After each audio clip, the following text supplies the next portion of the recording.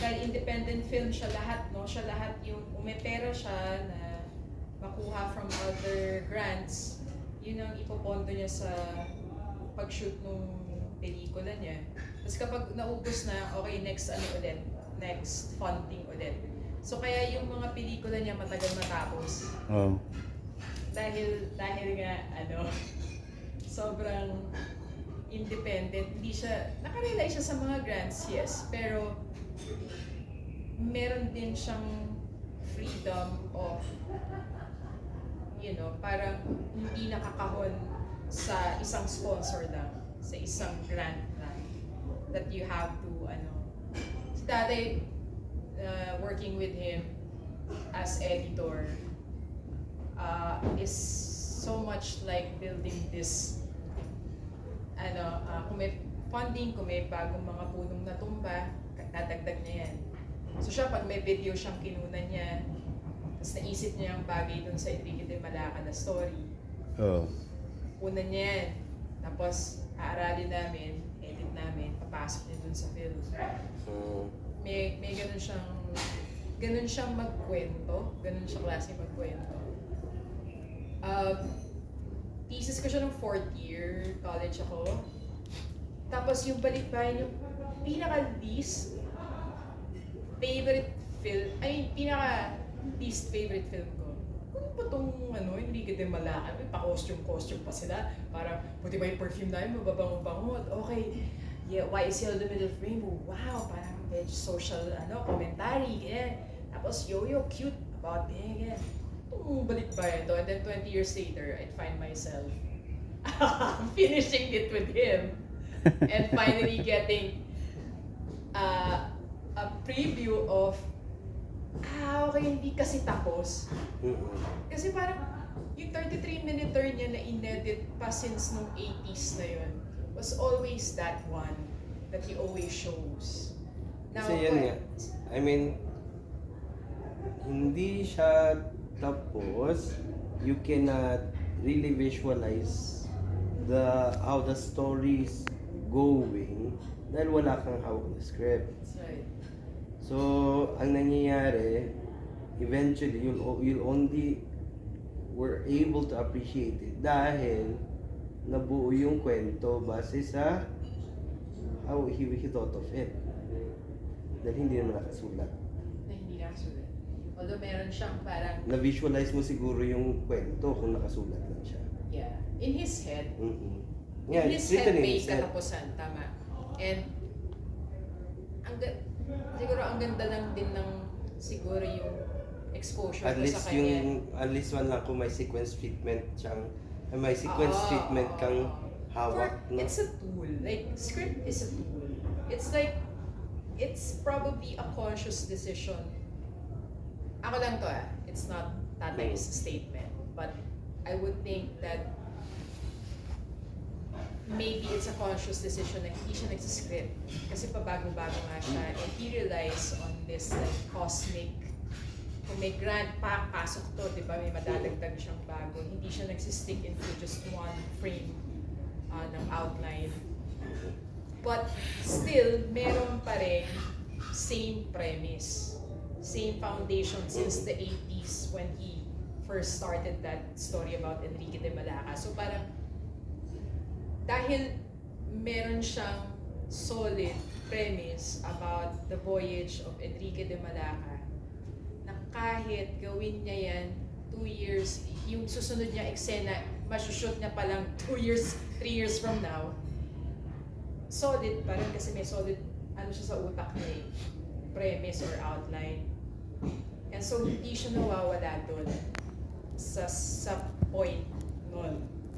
And, ang galing kasi parang,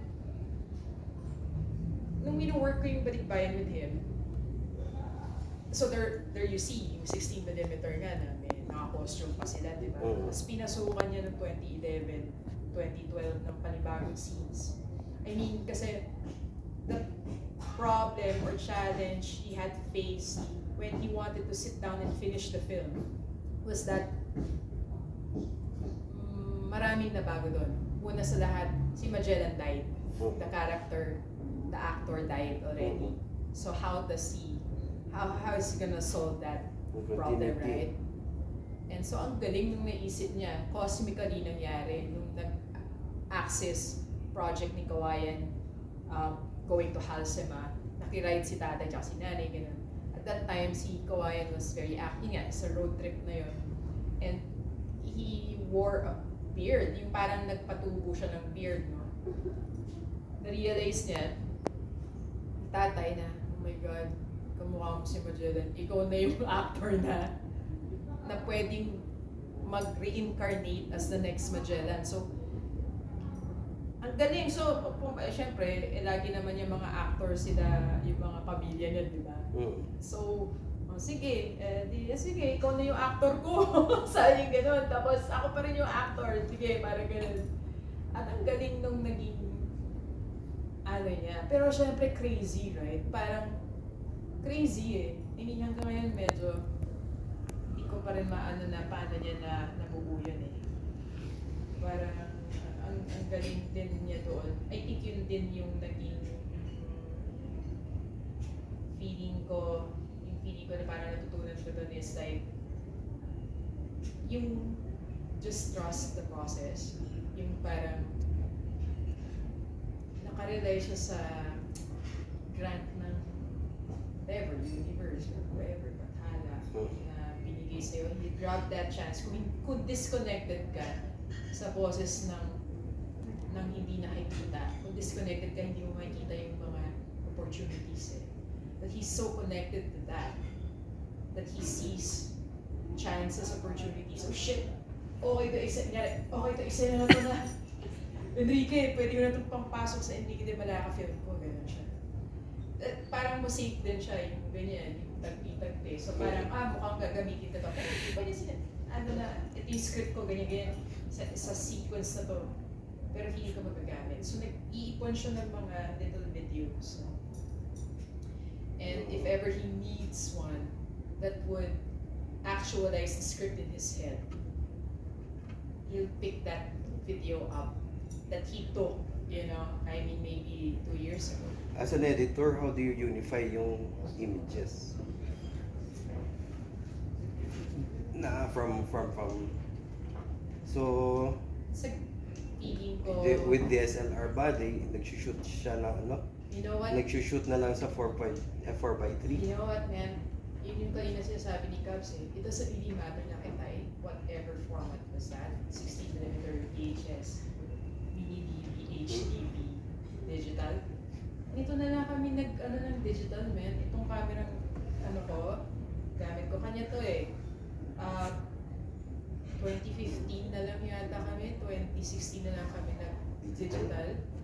And it doesn't really matter as long as compact yung idea and sequence niya.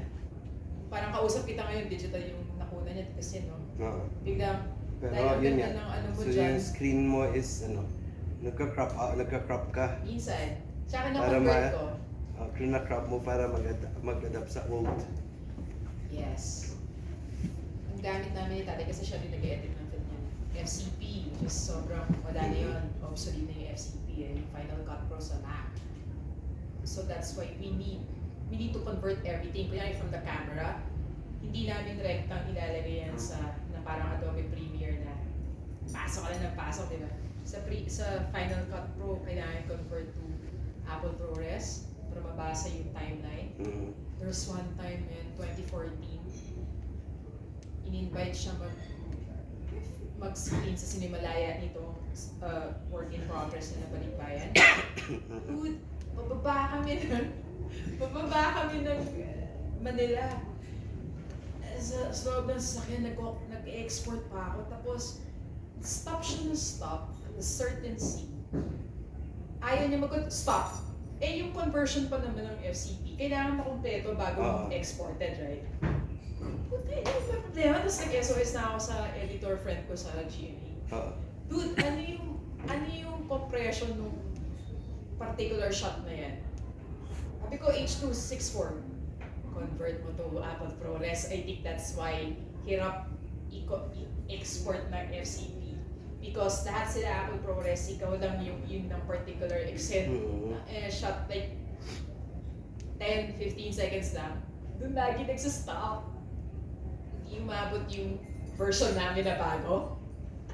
Parang, I remember parang, yes, na-export! Pero we were like 5 minutes too fucking late sa oras na ipo-project na siya sa CCP. Buti hindi siya DCP. Yeah. Kung Oh my God. kung Kasi i-convert magpapa-DCP ka pa, hindi patay. Ayan. Tapos, so, naalala ko yung extended na yun. Naka-screen yung dati namin, yung pinaka-old version pa namin. Nakaganyan kami ni tatay pareho dun sa pinapanood namin version. Parang, sayang, marami na kami na itagdag dun. Marami na kami naayos dun sa ina-export ko dun. Hindi pa umabot sayang. Well, ganun si Tay, parang yung mga deadlines niya ng mga bagong eksena, usually mga festival invitation. Abs, meron akong deadline sa ganito. Ganyan. Tapos, kunyari, sa Portugal, gawin natin to eksena to, ayusin na natin itong sequence na to. Ayun na. Parang, since it was shown 2013 sa Singapore with its very bare first cut namin nun. Laki na umaabot na, ano na nga siya, 2.5 hours. Parang yung yellow film niya. Pero ganun siya. I mean, ganun yung mga deadlines niya. Ganun siya independent. Pero syempre, that's like, we have the luxury of time. We have the luxury of money. And you know, you can really leave it. Ferment mo na dyan. May ganun siya na proseso. Pero kunyari, yung mga independent films na nakarelay din sa deadline ng nag-sponsor sa kanila, right?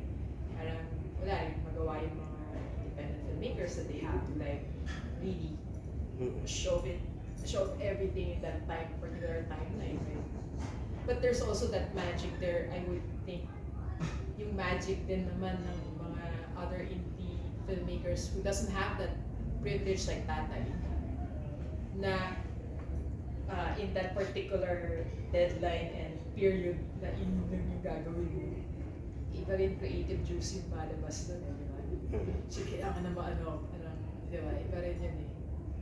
Iba rin yung luxury ni Tatay, yung time frame niya ng paggawa ng film. Iba rin yung creative juice kapag may deadline ka naman na sobrang tight, right? So, I mean, kanya-kanya rin kayo eh. I would think, baka ganun ang maano sa'yo eh. Pwede mo ma-encounter or something. Anyway.